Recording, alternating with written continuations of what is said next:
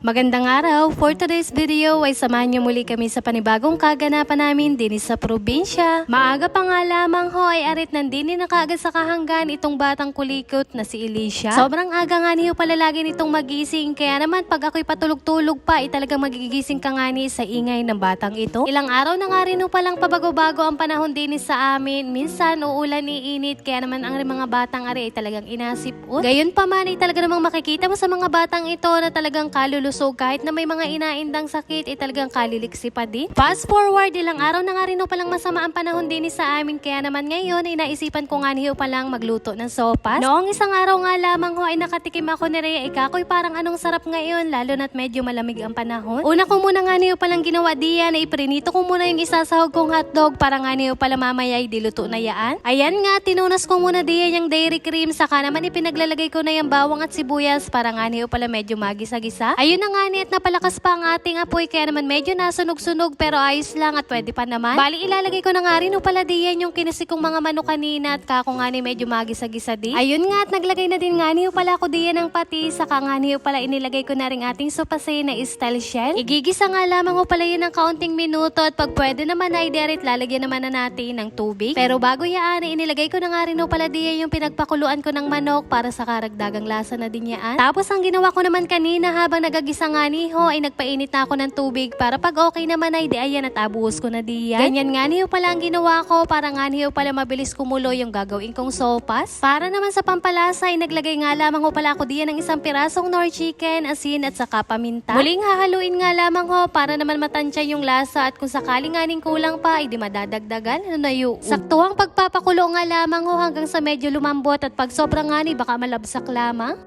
Ayun na nga niho at nung okay naman ay di pinaglalagay ko na nga rin pala diyan yung isasahog kong gulay kagaya ng carrots at saka nga niyang repolyo. Ayun nga at pagkalagay ko nga niho ay talagang sobrang puno na rin aking nilulutong sopas, kako nga ni parang maawas na. At nung nalanta naman at nung nalubog ko na sa mainit ay di ayun na nga niho at nagkasya pa rin. Ay siya'y nakakatuwa nga lamang ho na maranasang yung garning pagkakataon na kung dati-rati nakakatikim lamang kami pag kami napunta pusyunan. Ay ngayon pag napapaibig ay di napapagbigyan nga niyo pala ang sarili. Tandang-tanda ko pa nga niho na tuwing may sasapit na birthdayhan din sa amin ay pag hindi pansit ay sopas ang aming handa. Ay pag gusto man din naman nga hang dumami ang aming handa ay di sasabaw na nga laang nabawi. Ay kagaya na lang man din naman nga ho noon ay tinipid na nga ni ay siya anong pagkakadami pa din ang sabaw. Tapos pag naubos man din naman nga ho kaagad ang laman ay di sasabaw na nga lamang yung huli babawi. Ay siya anong dami ko na nga niyo pala kagad na ichika sa inyo ay siya pagpasensyahan nyo na nga lamang ano na yun. Ayun nga at kita nga ni balik din sa aking inaluto, tingnan pa naman ninyo kung gaano kasarap pa rin aking sopas at talaga namang hindi tinipid. Bali naglagay nga niyo pala ako diyan ng isang latang ibap at saka nga niyo pala isang pirasong Nestle cream. Ayun lang naman nga ho'y napanood ko sa Facebook ay para kakong anong sarap na pagkakaluto, kaya naman ngayon ay kako'y ginaya ko na nga ni. Ay siya'y kung kayo lang man din naman nga ho'y napapaibig aba naman ay parinin na kaagad at magdala ng mangkok at ng kako'y mapurbahan aring aking pagkakaluto. At para naman sa katambal ng aking nilutong sopas ngayon, aba naman ay di arit ako'y mag-e-eksperimento na naman ng aking gagawin. Ay nung nakaraan ay nagawa nga ni ako ng rambutan tapioca, ay di ngayon ay gagawin ko nga ni ulit tapioca aring aking mangustin na tira-tira din sa bahay. Sa sobrang dami nga niyo pala mga prutas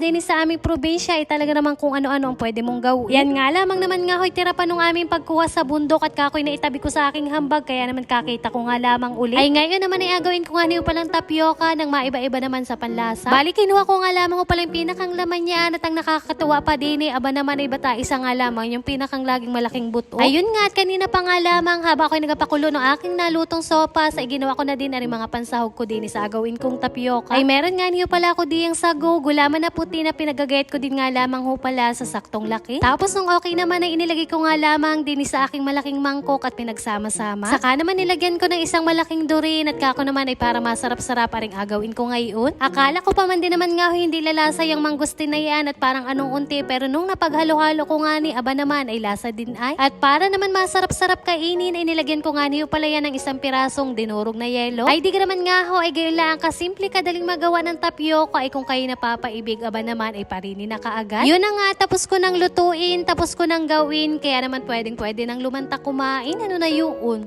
At yun lamang for today's video. Maraming salamat sa inyong panonood. God bless!